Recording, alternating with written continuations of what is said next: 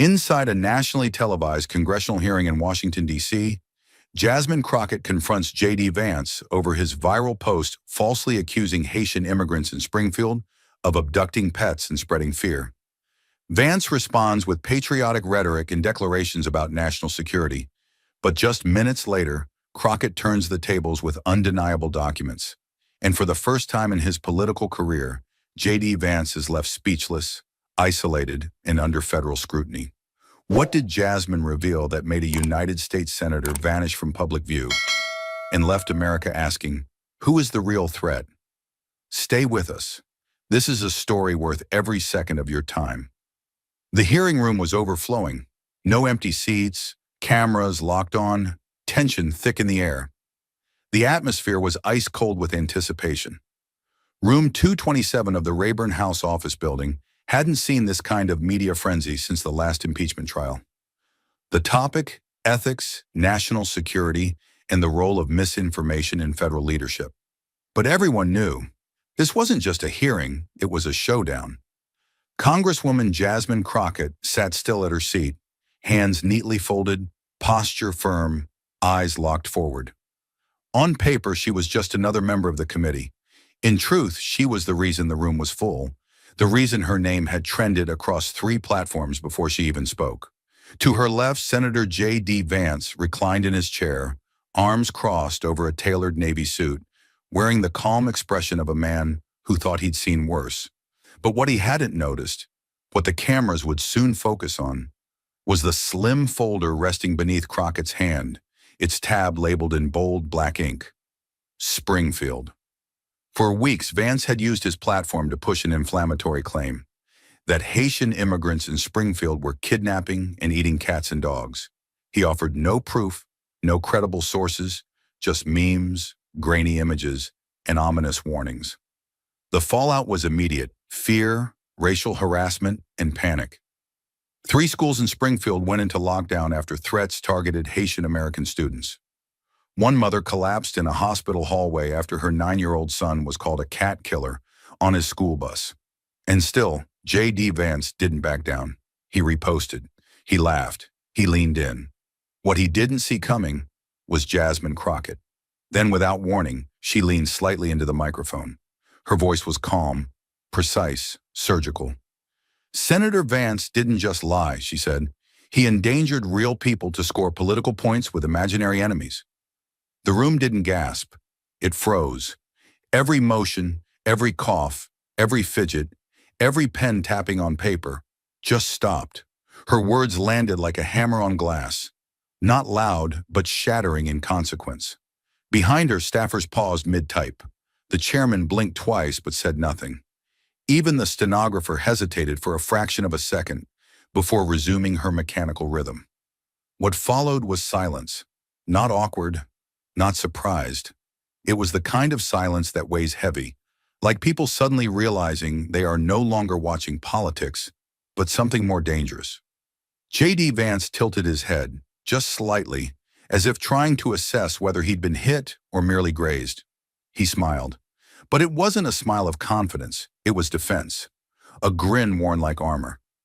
He tapped a pen against the mahogany table once, then again, and then he leaned in. I appreciate the Congresswoman's dramatic flair, he began, voice polished but edged. But I refuse to be lectured on ethics by a political opportunist who's built a career playing the race card with a full deck.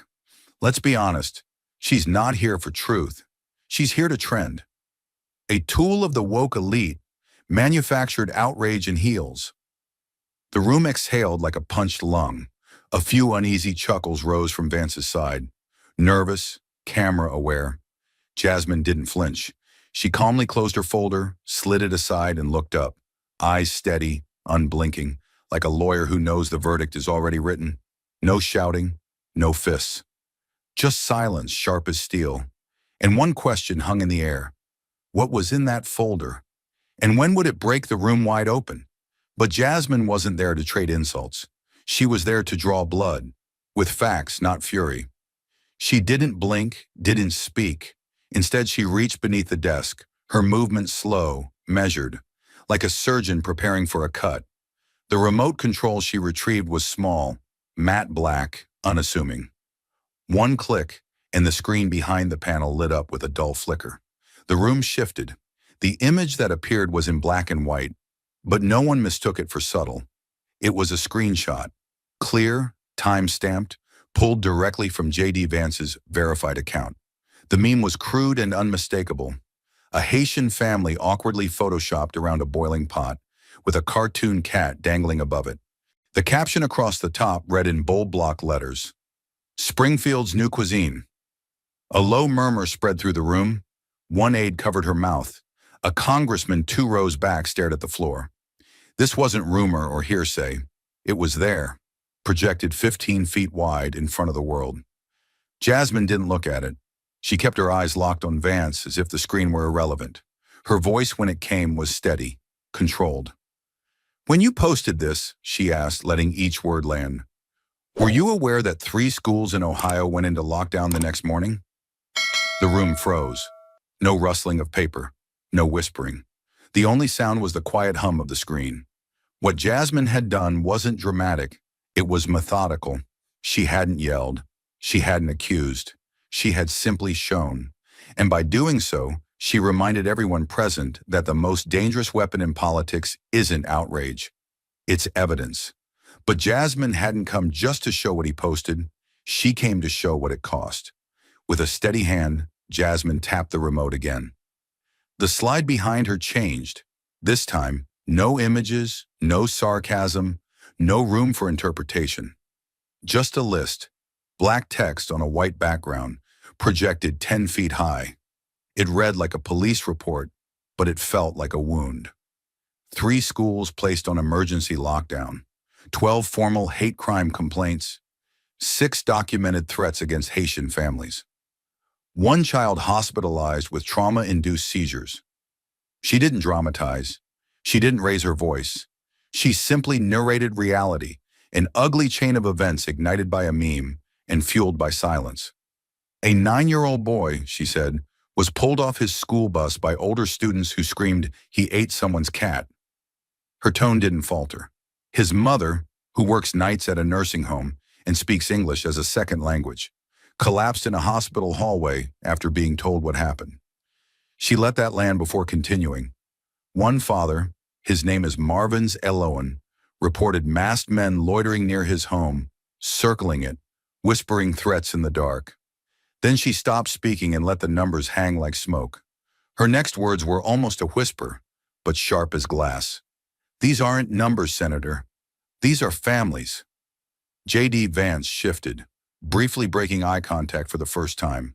Then came the smirk, the lean forward, the familiar dismissiveness dressed as control. "This is nothing more than left-wing media distortion," he said. "A stunt, manufactured outrage over a meme." But this time the line didn't land.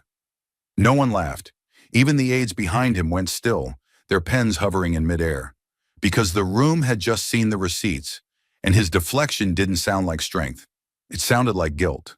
But instead of striking back, Jasmine did something far more devastating. She told the room a story. She paused not to collect herself, but to shift the entire room's momentum, from confrontation to something far more disarming. Memory. Her voice dropped slightly, losing none of its clarity but gaining weight with every word. 2 years ago, she began, I visited a temporary refugee shelter in Del Rio, Texas. Not as a lawmaker, just as a woman trying to understand what survival looks like when the law turns its back. The room, which had just moments earlier been bracing for another political blow, now leaned in as one. "There was a boy there," she said. "His name was Miko. He was 9. Came from Port-au-Prince with nothing but a worn-out backpack, no shoes, and a sketchbook wrapped in plastic to keep it dry." Her hands didn't move, but the way she spoke drew the image so vividly it was as if Miko himself had entered the room. He drew constantly, faces, houses, trees, not because anyone told him to, but because he said it helped him forget the sea. She glanced briefly at the committee chair, then turned back to J.D. Vance. "He told me he wanted to be an artist. So people will see my drawings before they see my skin," he said. The stillness that followed wasn't for drama, it was reverence, the kind that comes when humanity cuts through politics. Then Jasmine reached slowly into her folder and held up a printed image. This time, no data, no graph, just a meme Vance had reposted. It showed a satirical illustration of a Haitian stew, and behind the cartoon cauldron, blurred but unmistakable, was the face of the same boy, Mikkel. Someone had taken his photo from that refugee camp, edited it, and turned it into a joke. Jasmine didn't flinch. She simply held the paper in both hands, turned it slightly toward the cameras, and looked straight at the man who shared it. You didn't just post a meme. You posted a target on a child's back. The silence that followed was total. Not because the room didn't know how to respond, but because no response could justify what had just been exposed. There were no interjections, no coughs, no shuffling papers. Just one still moment where truth settled like smoke, suffocating and inescapable. J.D. Vance didn't speak. Couldn't speak, because for the first time that morning, the hearing wasn't about him. It was about Mikkel. And Mikkel had a name. He had a story. And now he had a witness. The room was still reeling from Jasmine's revelation, until J.D. Vance, unshaken, decided it was his turn to seize control. He didn't speak. Not yet. Instead, he reached for a remote of his own and tapped it with a kind of rehearsed certainty.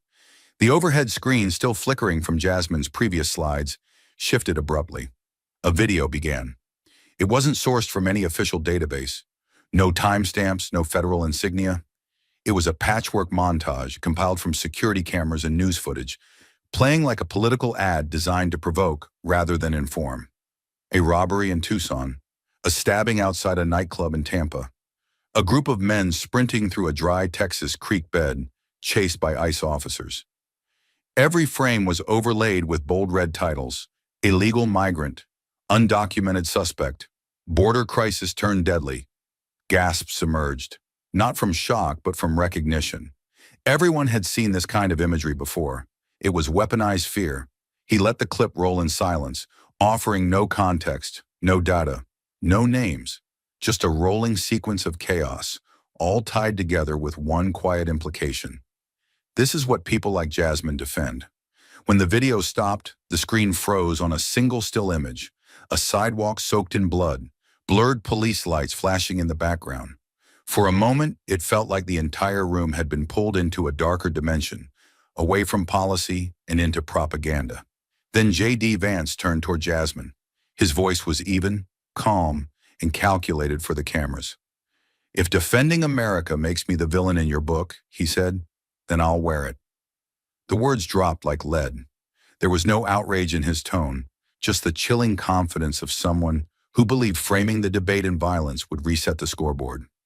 He leaned back slightly, as if satisfied with the silence that followed. But behind the poise was a different reality. He hadn't offered truth. He hadn't offered facts. He had offered fear, as armor, as strategy, as deflection.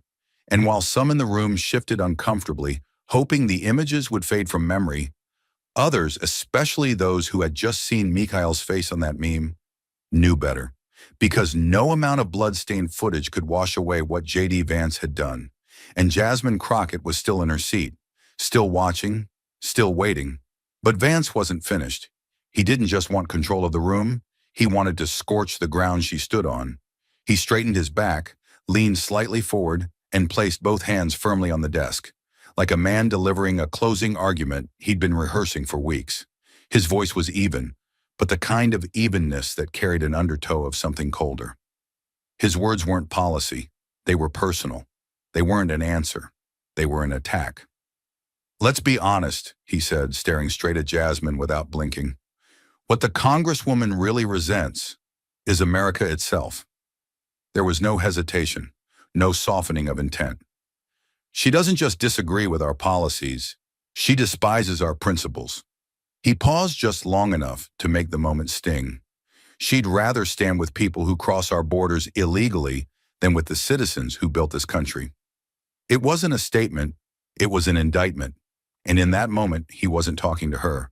He was talking over her, past her, straight into the camera lens and out to the millions watching at home. He wanted headlines, he wanted hashtags, and he wanted her branded with one word: un-American. The reaction was immediate. A few Republican members behind him began to clap, short and sharp, not spontaneous, not heartfelt, but rehearsed, like they'd all been waiting for their cue. The applause echoed against the stone walls, tight and performative. One member even smirked as he leaned toward his colleague, whispering something that never made it to the mic, but was felt in the air like static. J.D. Vance allowed himself a slow exhale, then the faintest smile, a look that said, "I've framed her." The trap had been set. The message was clear. In their eyes, Jasmine Crockett wasn't just wrong, she didn't belong. But Jasmine hadn't come to play defense. She came armed with receipts, and now it was her turn to strike. With calm precision, she reached into her binder and retrieved a manila folder, unmarked on the outside, but thick with consequence. Her hands didn't shake as she placed it on the table and flipped it open. Inside were 24 documents, neatly clipped and labeled. Sworn affidavits, agency filings, and formal complaints. She lifted the first page just high enough for the cameras to catch the letterhead. Department of Homeland Security, Office of Civil Rights and Civil Liberties. "These," she began, her voice cool and unwavering, "are complaint filings." Her eyes locked onto J.D. Vance. 23 in total, all from American citizens, veterans, nurses, factory workers, wrongfully flagged by an AI system designed to identify undocumented immigrants. She let the words breathe, then continued. "A system your venture capital firm helped bring to market through 2 separate rounds of funding." Her statement wasn't a guess. It was an indictment backed by ink and timestamp. She didn't pause for drama. She paused to let the human cost rise to the surface. "These people weren't criminals," she said. "They were parents. One lost his job at a Ford plant after a DHS flag put him on a no-clearance list. Another woman, born in New Jersey, was denied a home loan because her name was mislabeled in the database. A father from Detroit? He missed a custody hearing because ICE detained him overnight." She laid out the papers like evidence in a trial. Then came the line that no one in the room expected, but none could ignore. "You claim to protect Americans, but your investments are tracking them, mislabeling them, and costing them jobs, housing, and peace." The silence that followed was different from before. Heavier, sharper. Not because she'd made a point, but because she had peeled something open that couldn't be closed. For a full 5 seconds, J.D. Vance didn't move. His mouth tightened. His gaze broke. And in that moment, it became clear to everyone in the room. Jasmine hadn't just exposed a contradiction. She'd exposed a system, one he'd built, one he'd backed, and now one that had a name, a face, and a paper trail. Backed into a corner by evidence he couldn't refute, J.D. Vance did what many politicians do when facts fail. He turned to faith. He adjusted his microphone slowly, his expression shifting from combative to composed, as though he were stepping into a pulpit instead of a congressional chamber. His voice dropped a register, not out of humility, but to cloak his pivot in sanctity. "As a Catholic," he began, with the cadence of confession, "I believe in the principle of ordo amoris, the proper ordering of love. Charity begins at home." His tone was almost soothing now, laced with moral certainty. "We must love our neighbor, yes, but we must first protect our own household."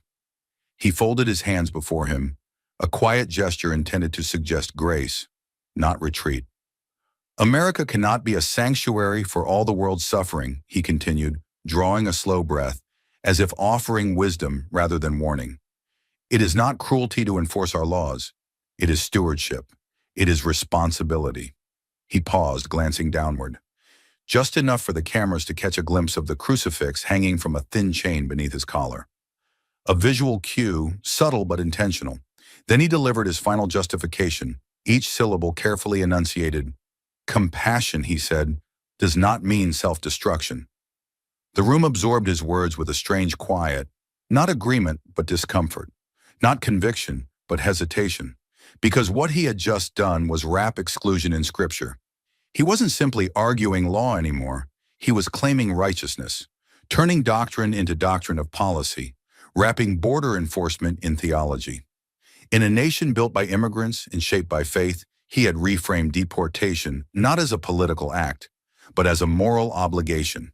And in doing so, he didn't just sidestep Jasmine's facts, He tried to paint her compassion as sin, but the moment he invoked heaven to justify the weight of his policies, he forgot one thing. Jasmine Crockett had read the same book, and she knew exactly how to answer.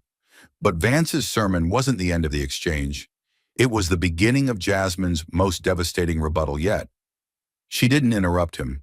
She let the silence after his final word linger, heavy and theatrical. Then, without changing her expression, she reached for her tablet, opened a single bookmarked page, and tapped the screen. The large monitor behind her flickered on again. No warning, no build-up, just truth in digital ink. It wasn't a data chart. It wasn't an opinion piece. It was a tweet, and not from a journalist or a partisan figure, but from the highest spiritual authority in Vance's own faith. The white text glowed against a black background, framed beneath a name the entire world recognized. Pope Leo XIV, verified and timestamped just 3 months prior. The words were damning in their clarity. It is a grave sin to use the teachings of the church to justify policies that abandon the stranger, the poor, or the voiceless. Faith is not a shield for cruelty. And directly beneath it, tagged without subtlety, was at J.D. Vance official. The hearing room didn't explode. It cracked. A slow wave of gasps and whispered shock moved through the benches like electricity through a wet wire. Aides turned to each other, stunned. Reporters typed so fast their keys sounded like rain. One Republican lawmaker subtly leaned back, as if wanting to distance himself physically from the blast radius. Even the chairman lowered his gaze, rubbing his brow in visible discomfort. J.D. Vance didn't move. His face remained composed, but in the way a glass window holds its shape before it shatters. His fingers tapped the table. Just once. Then again. But the silence wasn't his to fill anymore. Jasmine leaned forward ever so slightly, her voice precise, not raised, just sharpened with certainty and unshakable purpose. You don't follow the church, Senator. You weaponize it. No one clapped, no one spoke. Because what she said didn't invite applause. It demanded accountability. In that moment, she hadn't just dismantled his argument, she had exposed the hollowness inside it. She had held up the cross he claimed to carry and showed it was made of paper. Faith wasn't the shield he thought it was, and Jasmine Crockett, without preaching a word, had reminded the country what faith without compassion really looks like. But Jasmine wasn't done. She had dismantled his arguments, exposed his contradictions, and held up his morality to the light. Now it was time to expose the one thing he couldn't explain away: who was really funding his words. She didn't raise her voice. She didn't preface it with grandstanding. Instead, with the steady hands of someone who knew precisely what she was doing, she reached into a side compartment of her binder and withdrew a single plastic sleeve. Inside was one printed page. No colors, no logos, just black ink on white paper, but every word on it carried weight. She slid it across the table slowly, deliberately, until it sat directly in front of the microphone. The cameras caught the top line instantly. Confidential, for internal use only. It was an email, time-stamped 6 months earlier, addressed to the finance director of Vance for Senate 2028. The sender? A financial consultant representing the Orbis Europa Foundation, an organization flagged by multiple European governments for funding far-right political activity, digital hate campaigns, and coordinated disinformation networks tied to white nationalist groups operating out of Hungary, Poland, and Germany. The email was short, precise, and damning. It confirmed a $72,000 contribution made through a Luxembourg-based pass, using a U.S. intermediary firm to avoid FEC scrutiny. Attached to the message, clearly noted, was a strategy memo outlining preferred thematic messaging for the candidate. It didn't say racism. It didn't have to. The phrases it used were cold and clinical: urban decay acceleration, cultural reclamation, immigration pressure points, and restore national identity. Every single one of those phrases had been echoed, sometimes word for word, by J.D. Vance on cable news, in campaign speeches, and in policy memos over the past 6 months. The room didn't erupt. It fractured. A wave of silence crept through the hearing chamber, like a storm surge swallowing breath. You could hear the buzz of fluorescent lights, the click of someone's pen being set down. Staffers sat back. Phones were raised, screens lit, tweets already being drafted. A Democratic senator let out an audible exhale and leaned forward in his chair. One Republican congressman looked visibly pale. J.D. Vance didn't move at first. His eyes scanned the document slowly, blinking twice. His mouth tightened. And then came Jasmine's voice, quiet, direct, and devoid of anything performative. Just truth. So tell us again, who exactly is destroying America from the inside? She didn't follow it with commentary.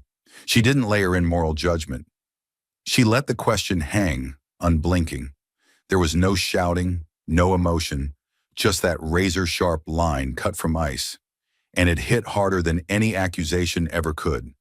Because it was no longer just about policies or borders or party talking points. It was about allegiance, about where influence came from and what it was buying in return. J.D. Vance finally shifted in his seat, slowly folding his hands on the desk in front of him.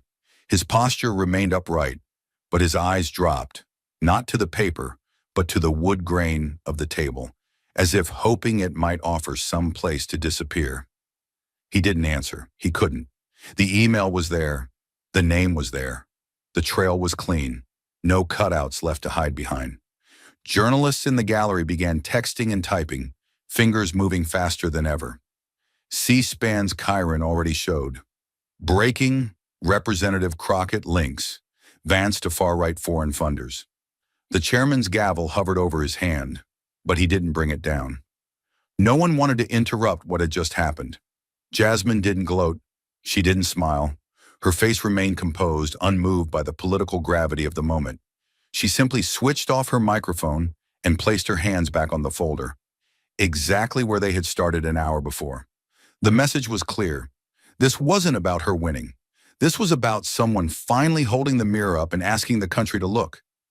The chamber sat in silence, not because there were no words, but because the truth had already said enough. And just when it seemed the chamber might collapse into silence under the weight of what had been exposed, one voice broke through the stillness, and it didn't come from Jasmine. Across the aisle, Representative Elias Hart, an independent from Pennsylvania known for his sharp pragmatism and prior public support of J.D. Vance, shifted in his seat. The cameras turned, unsure what was coming. He rose, slowly, deliberately, buttoned his jacket, and looked straight at Vance. The room tensed. For weeks, Hart had defended Vance's messaging as tough but necessary. But something had changed. He glanced once at the document Jasmine had placed on the desk, then turned back toward the panel, his voice low but firm, laced with something deeper than politics, conviction. This isn't patriotism. This is propaganda. The words hit like a dropped gavel, not shouted but final. His tone carried no rage, just clarity, a kind of moral exhaustion. No one interrupted him, no one moved, because everyone knew what they were witnessing, not a partisan moment, but a line being drawn. Hart's eyes didn't waver. We were elected to protect the people, not to launder foreign agendas through our talking points, he added quietly. Then without another word, he sat back down. His statement complete, his position unmistakably changed. And just like that, the fracture widened, not between left and right, but between those who still knew what integrity felt like and those who had sold it off long ago. The silence left in the wake of Representative Hart's words was dense, charged, and unshakable.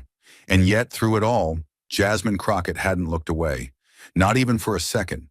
Her gaze remained locked on J.D. Vance, unwavering and unblinking, like a litmus test for integrity he had already failed. She didn't speak. She didn't need to. In that moment, her silence said everything. She wasn't reveling in his collapse. She was witnessing it. J.D., sensing the tide turning irrevocably, leaned forward just slightly, drawing breath, his mouth parting as if to speak. Maybe to protest, maybe to deflect, but the words never came. Before he could utter a syllable, the sharp crack of the committee gavel rang out through the chamber like a final verdict. The sound halted the room, slicing through tension like a blade. The chairman leaned into his microphone, his voice even but cold with finality. We are initiating a DOJ inquiry into ethical misconduct based on submitted evidence. The air shifted, not gradually, but all at once. You could feel it, the kind of shift that moves through a room not as noise, but as certainty. J.D. Vance's face twitched ever so slightly. A single bead of sweat rolled down from his temple, tracing a path that betrayed the stillness of his posture. He reached for the glass of water in front of him, but his fingers brushed it only once before pulling back, hesitating, calculating. His suit, once perfectly pressed, now clung slightly to the dampness at his collar. The confidence that had carried him through hours of testimony was gone, stripped bare by one sentence and the finality of a gavel, and around him, nothing. No one leaned forward. No one rushed to his defense. The seats behind him, once firm in solidarity, had grown rigid and silent, eyes cast downward, jaws clenched. Even those who had clapped for him earlier now avoided the cameras, as if distance might grant them innocence. Vance, the man who had stood tall just hours earlier, now sat surrounded by silence that felt like exile. Meanwhile, Jasmine didn't gloat. She didn't lift her chin or curl her lip. She simply held her line. Her composure wasn't triumph. It was justice realized. Not in celebration, but in stillness. Because the real victory wasn't in watching him sweat. It was in knowing the truth had finally been named, and the system at long last had listened. And the gavel? We are initiating a DOJ inquiry into ethical misconduct based on submitted evidence. It didn't end the hearing. It began a reckoning. The gavel had barely left the chairman's hand before the outside world ignited. And Jasmine's truth, no longer confined to four walls and a congressional transcript, roared to life in every corner of the digital public square. Within minutes, the first clips began circulating online, chopped, captioned, and shared by journalists, watchdog groups, and everyday users who had never watched a hearing before that day. A 37-second video of Jasmine Crockett holding up the leaked campaign email had over 2 million views by the end of the hour. Another showing her quiet, surgical line, "So tell us again, who exactly is destroying America from the inside?" spread faster than wildfire, clipped for Instagram, stitched into TikToks, embedded in news articles. Twitter was ground zero. Dozens of trending phrases fought for dominance, but only one reigned. Vance exposed. It leapt from trending to viral in under 2 hours, fueled by a torrent of disbelief, rage, and vindication. People weren't just reacting. They were responding. By the end of the first night, the hashtag had been used in over 9.2 million tweets. Some shared quotes from the hearing. Others posted side-by-side comparisons of Vance's past speeches and the foreign messaging memo revealed in the email. Civil rights attorneys began live-streaming breakdowns. Veterans who had once supported Vance posted videos denouncing the deception. One clip, a split screen of Jasmine's expressionless stare as Vance tried to regain his footing, was labeled "the look that ended a career." Commentators on CNN, MSNBC, even politically neutral NPR, described the hearing not as political theater, but as a seismic moment of reckoning. Within 12 hours, Jasmine's name was trending globally. By day 2, the ripple had become a wave. Major newspapers ran headlines like "Senator Vance implicated in foreign influence scandal" and "Congresswoman Crockett delivers stunning rebuke heard around the world." The Washington Post released a timeline tracking donations from the Orbis Europa Foundation to various U.S.-based PACs. Politico launched a special investigation into other candidates who may have benefited from similar dark money networks. And the New York Times, in a rare editorial, called the hearing "a moment where silence lost and truth stood unshaken." The editorial ended with a now iconic line: "She didn't shout, she stood." And that was enough to make a nation listen. In the comment sections, something shifted. What began as a trending clip turned into confessionals. First-generation immigrants wrote about being profiled by AI systems. Parents recalled their children's schools going into lockdown after xenophobic rumors. A Black veteran posted a thread describing how, "Watching Jasmine Crockett stand alone and win was the first time I believed this system might still be capable of self-correction."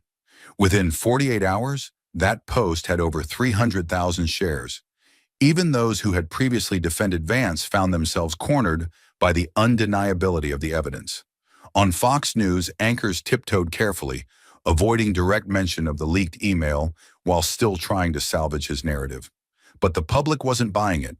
Clips of commentators attempting damage control were drowned out by duets, stitches, parodies, and reaction videos.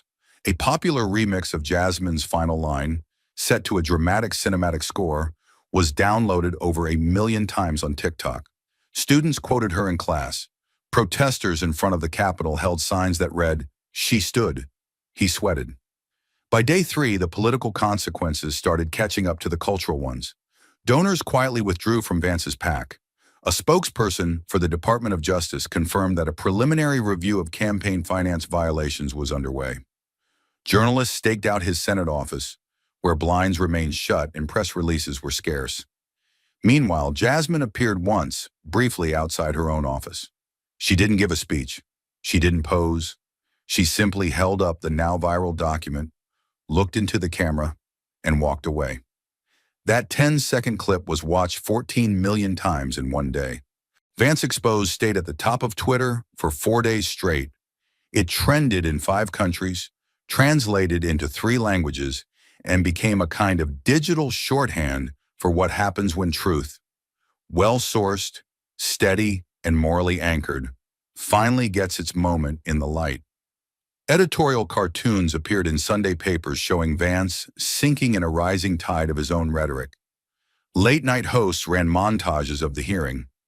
College campuses hosted pop-up panels called the Crockett moment, and perhaps most stunning of all, a conservative talk radio host, once one of Vance's loudest defenders, opened his show with this line, "I don't know what I was expecting, but I wasn't expecting her to walk in with the receipts and the resolve." In every corner of the internet, the same sentiment echoed. Jasmine Crockett didn't just win a hearing, she won a battle for clarity in a war of noise. Not by shouting, not by showboating, but by standing still, telling the truth, and refusing to flinch. In a digital age dominated by sound bites and spin, her words cut through like thunder in a vacuum. And the hashtag she left in her wake, Vance Exposed, was more than a trend. It was a verdict, delivered not by a court, but by a country finally ready to listen.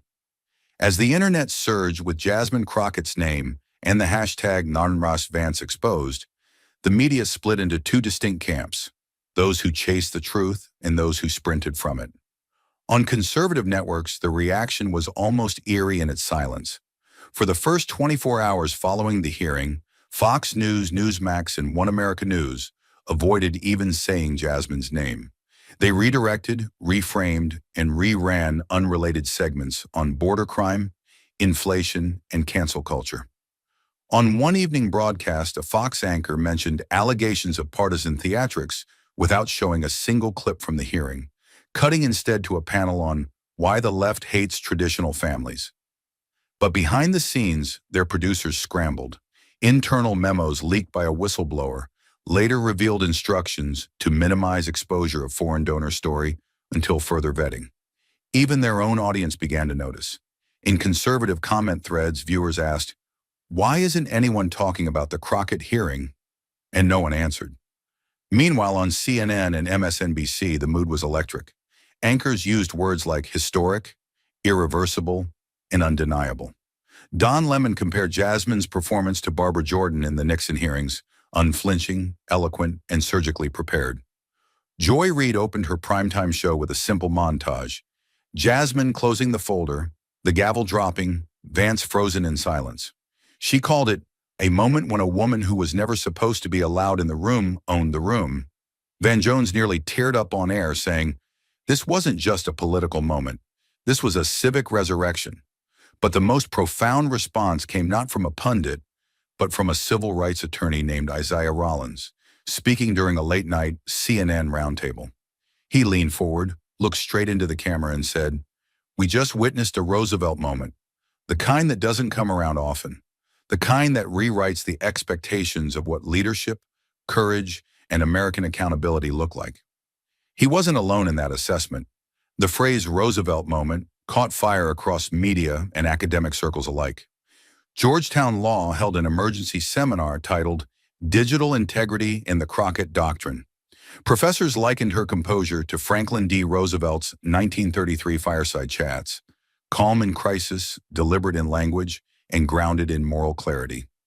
Articles flooded Substack, Medium, and major outlets with titles like Jasmine and the Reclaiming of Civic Honor and When Truth Sat Still and Power Shifted. In that same time frame, several civil rights organizations, NAACP Legal Defense Fund, the ACLU, and Brennan Center for Justice, issued a rare joint statement praising the hearing as a model for how congressional oversight should operate in a democracy under strain. They cited Jasmine's methodology: evidence over spectacle, composure over chaos, and accountability rooted in truth rather than volume. That statement was reprinted in full on the front page of the Boston Globe and pinned atop Reddit's political threads for 3 days straight. What made it resonate wasn't just the exposure of J.D. Vance's hypocrisy or the foreign funding or even the AI profiling scandal. It was the how. Jasmine hadn't interrupted. She hadn't raised her voice. She didn't have to. She let the facts do the screaming, and her silence thundered louder than any tirade ever could. In an era dominated by shouting matches, she was proof that stillness, when anchored by truth, could break walls that shouting never touched. That, perhaps, was what unsettled her opponents the most. They didn't know how to fight someone who didn't yell. They didn't know how to spin someone who didn't play. Jasmine Crockett had walked into a room stacked against her. Media narratives, committee bias, partisan fatigue. And by the time she walked out, the country wasn't just listening. It was wide awake. And in the days that followed, the divide in media coverage wasn't just a reflection of political allegiance. It became a measure of moral clarity. On one side, there were the networks still dodging, still framing her as emotional, partisan, divisive. On the other, there were those who recognized the hearing for what it truly was: a recalibration of truth in American public life. As the civil rights veteran Reverend Thomas Bell said in an op-ed for The Atlantic, she didn't storm the gates. She didn't shout them down. She simply opened the folder, looked injustice in the face, and said, "You don't get to hide anymore." And the country, weary of noise and desperate for something real, heard her, loud and clear. While the nation dissected every frame of the hearing, and Jasmine Crockett's name echoed through headlines, one name had gone suddenly, inconspicuously, silent: J.D. Vance. In the aftermath, his disappearance was not just strategic, it was deafening. For a man who had once thrived in front of cameras, who never missed a chance to sermonize on morning shows or clash with progressives in viral interviews, his sudden retreat struck a nerve across the political spectrum. Reporters camped outside his Senate office for 3 straight days. The blinds stayed drawn, the lights remained dim. Aides came and went through side exits, avoiding questions with rehearsed lines like, "No comment at this time," or "Senator Vance is reviewing the situation privately." No press releases, no tweets, no interviews. For a politician who built his brand on defiance, the silence was a confession all its own. Cable news ran live feeds of the hallway outside his office, waiting for even a shadow to flicker past the frosted glass. One evening, a staffer was caught on a hot mic saying, "He's not coming out. He's waiting for it to blow over." But it wasn't blowing over. Each day he stayed hidden. The questions grew louder. Why won't he speak? What is he hiding? Is this an admission? Has the DOJ contacted him? Rumors swirled that top donors were pulling back, others that lawyers had taken over all internal communications. A leaked email from a staffer hinted that the senator is under enormous pressure not to contradict legal counsel.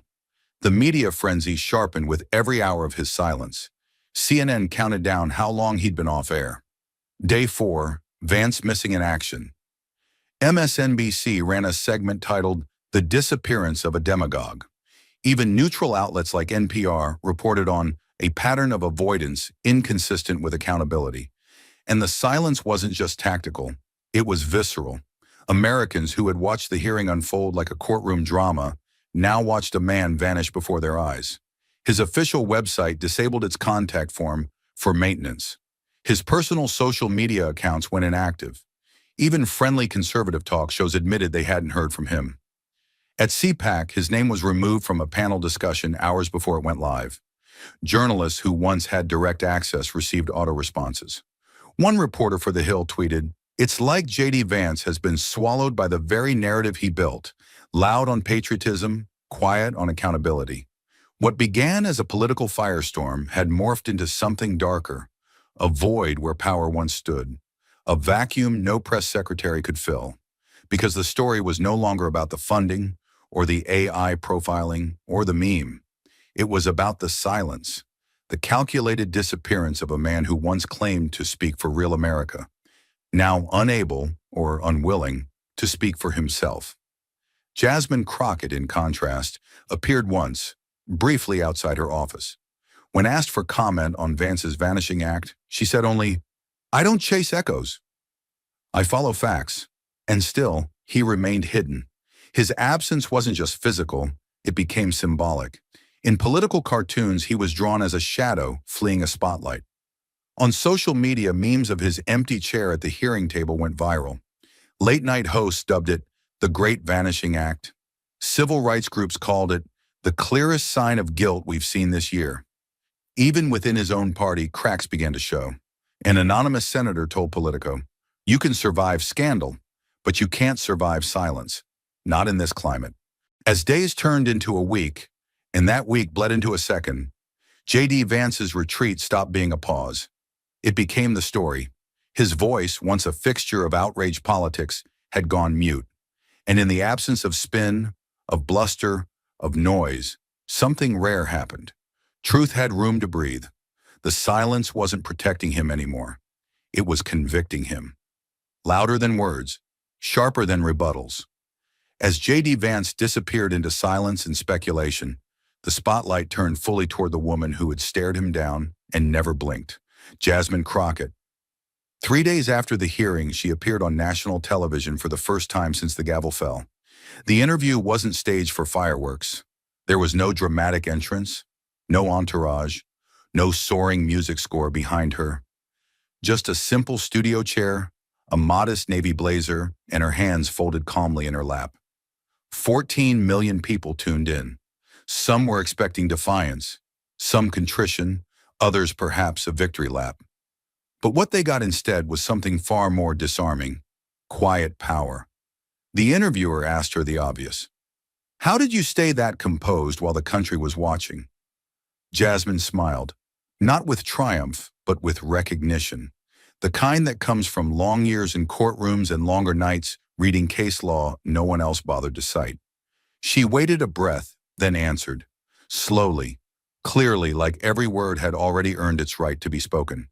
"Truth doesn't shout, it stands, and today it stood long enough to face power and win." There was no applause, no need. The words settled into the space like gravity, anchoring the moment with something more lasting than headlines. The host looked momentarily stunned. For a full 5 seconds, the network feed held on Jasmine's face, unmoving, unshaken, and undeniably present. Across living rooms, classrooms, airports, and offices, the words replayed again and again. People posted the quote beneath still images of her in the hearing. It became a headline, a t-shirt, a banner.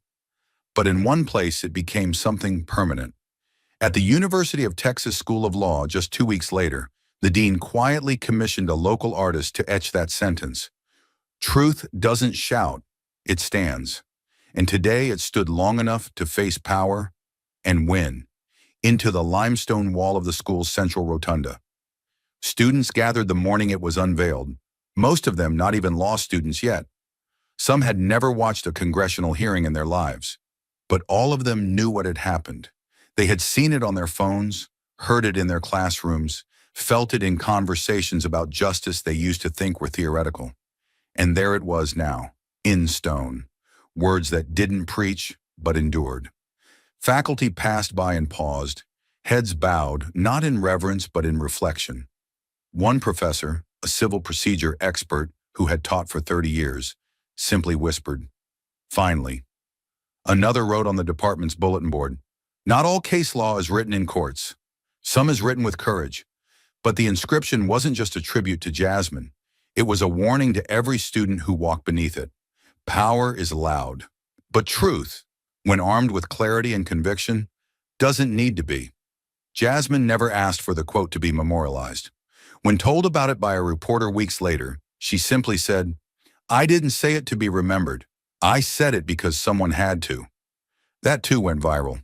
In a country that had grown numb to sound bites and cynicism, Jasmine Crockett had carved out something deeper. Not just a moment, but a marker. And while others chased platforms, she had stood still, long enough to let the truth speak for itself. And the world, it listened. As Jasmine's words echoed across the nation, etched into walls, replayed in minds and quoted in silence, something heavier began to move beneath the surface. The machinery of justice. 4 days after the hearing, just as the last hashtag from the digital storm began to dim, the Department of Justice stepped forward, not with commentary but with consequence. The press conference was announced with only a 2-hour notice, but the room was filled wall to wall, shoulder to shoulder, cameras locked in. No leaks had preceded it. No aides whispered what was coming. When the Deputy Attorney General walked to the podium flanked by 3 senior prosecutors from the DOJ's Public Integrity Section, the silence was thicker than any press gaggle Washington had seen in months. She didn't posture. She didn't editorialize. She simply read, "The Department of Justice is opening a federal investigation into allegations of illegal foreign campaign financing connected to Senator J.D. Vance and affiliated political entities, based on credible evidence submitted during a recent congressional hearing." No dramatic pause, no flourish. Just fact, delivered like a charge. The room broke into shouts.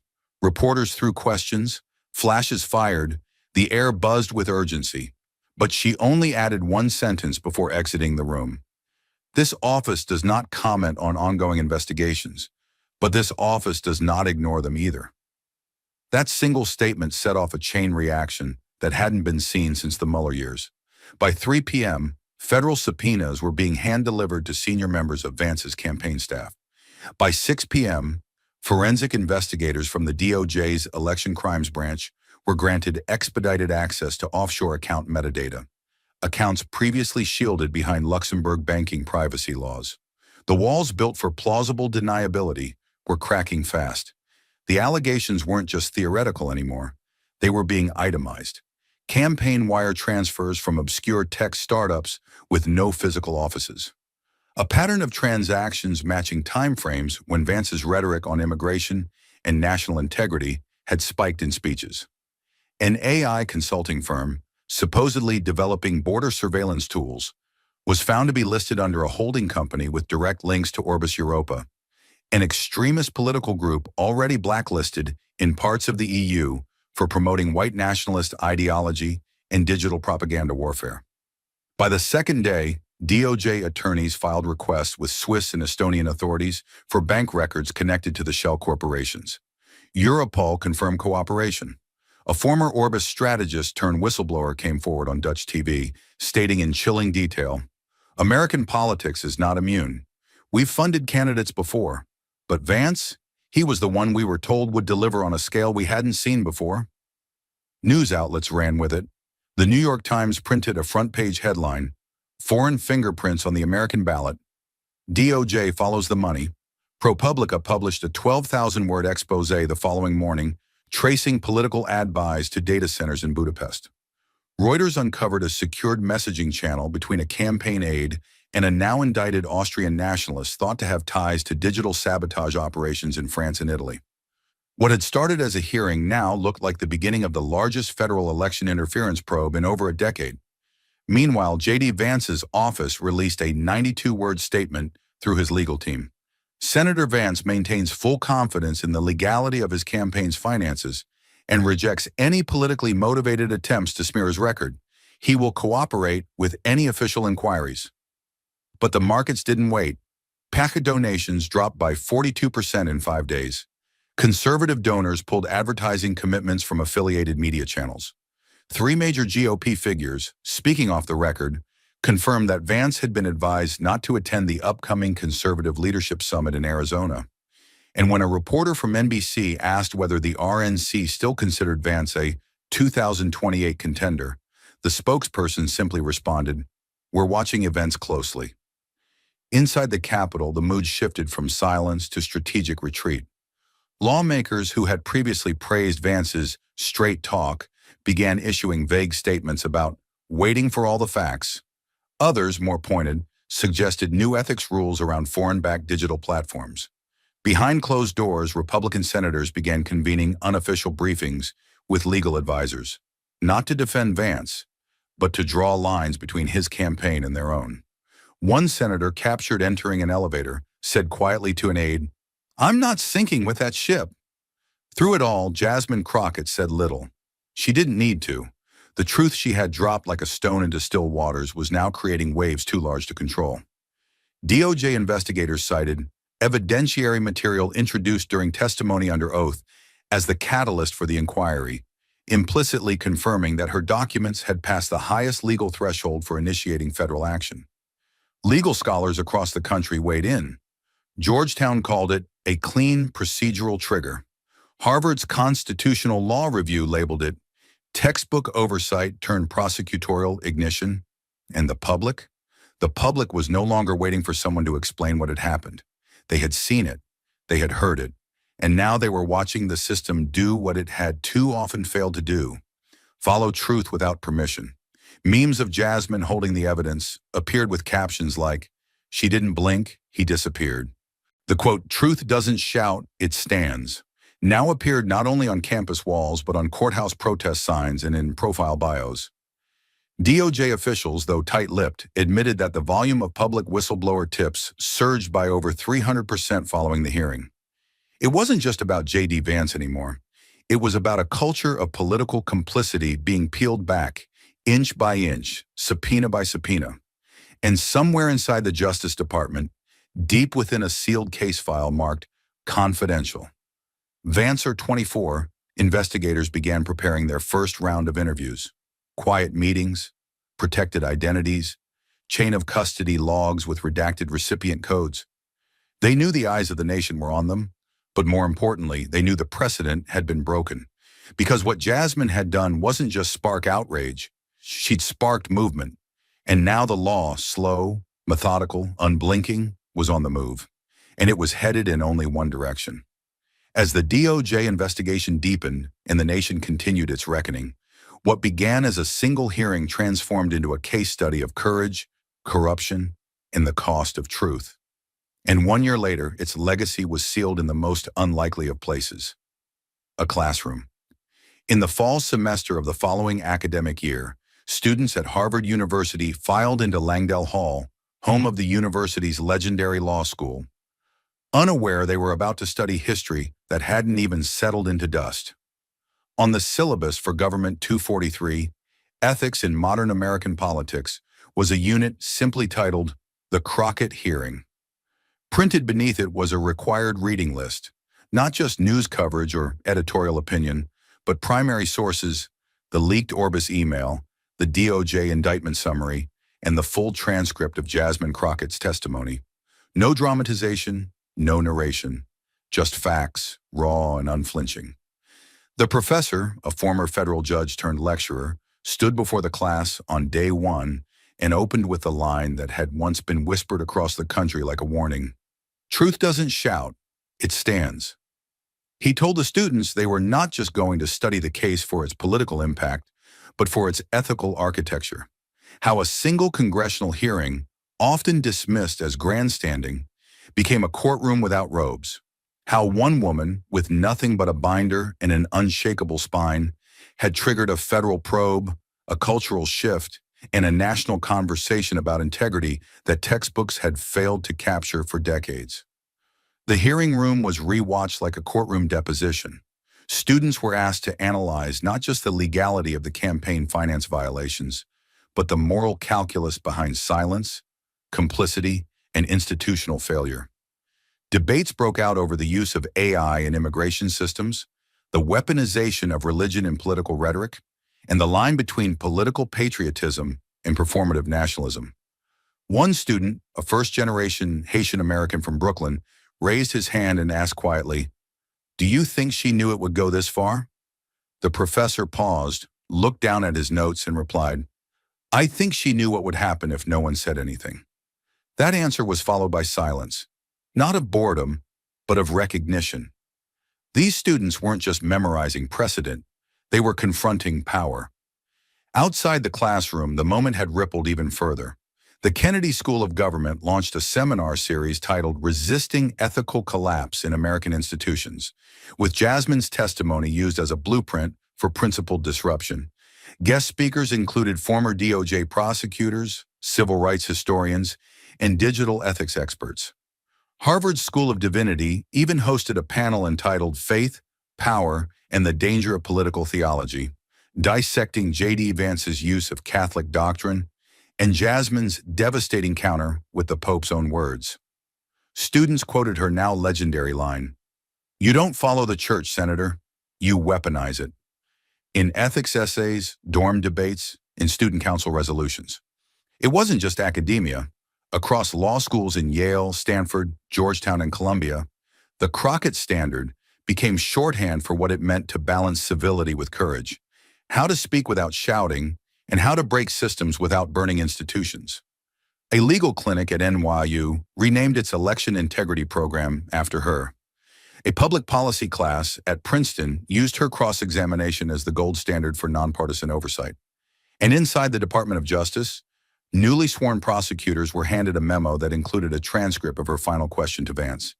"So tell us again, who exactly is destroying America from the inside?" 1 year after the hearing, J.D. Vance had yet to return to national office. The investigation remained ongoing, but the public had moved past scandal and into analysis.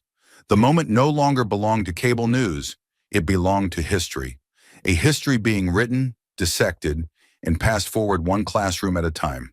And in the halls of Harvard, where presidents once studied how to lead, students now studied how one woman stood and made a system blink. But long after the cameras turned away and the legal filings stacked higher, what endured most wasn't the scandal. It was the lesson etched into the soul of a country desperately trying to remember who it was.